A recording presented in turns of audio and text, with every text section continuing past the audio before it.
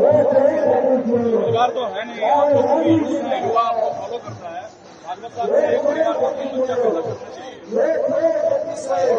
हम लोग पढ़ने के बाद जो देश के नौजवान आज ऐतिहासिक बेरोजगारी है उसका सामना करना पड़ेगा। जो सरकार बैठे हैं वो सिर्फ प्रवचन देंगे, लोगों को उम्मीद करेंगे। जो राहुल गांधी कह रहे हैं बिहार में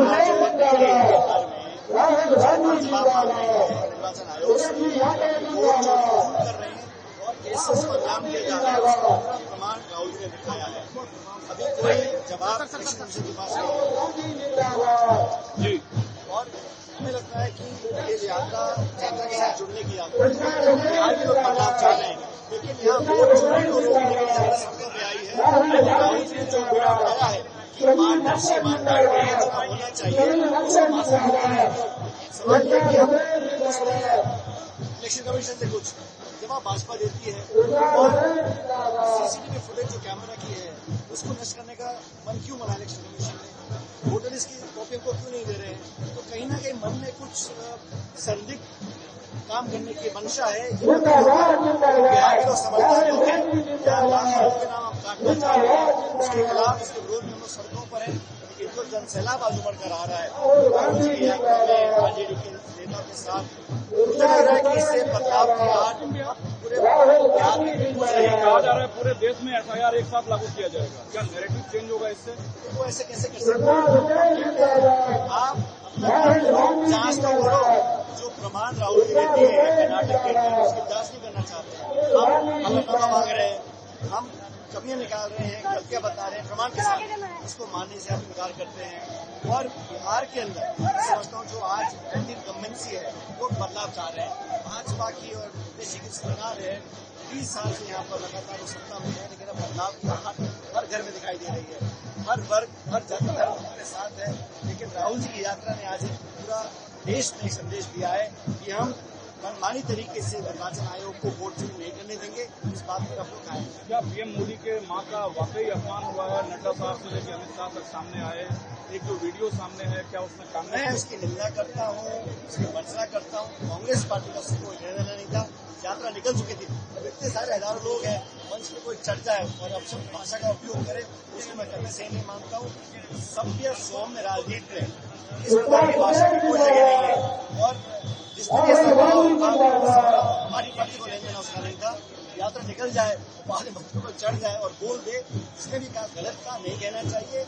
और समाज में चर्चा में राजनीति में इस प्रकार के शब्दों का प्रयोग की तो कोई स्थान ही नहीं है।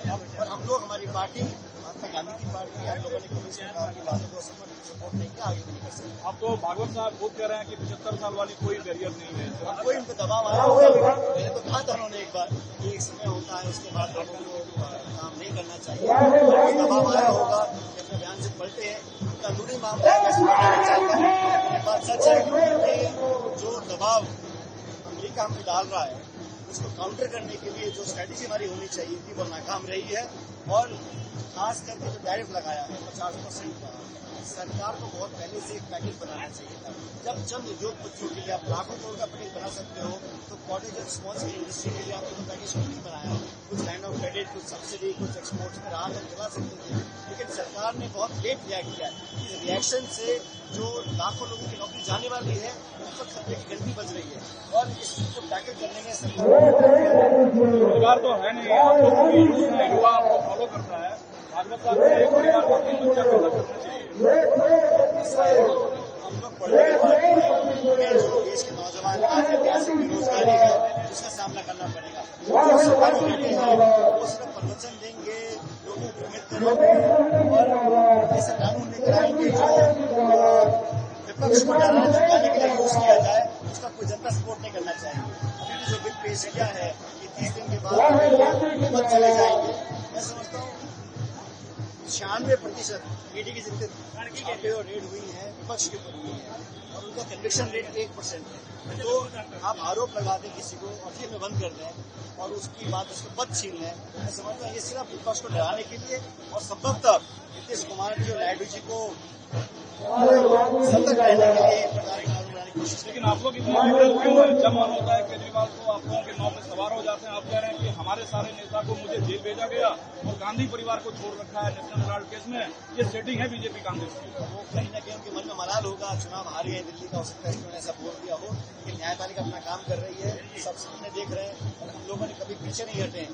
चाहे ईडी हो, इनकम टैक्स हो, सबने तमाम कोशिश कर ली, लेकिन उस तथ्य प्रमाण नहीं मिला।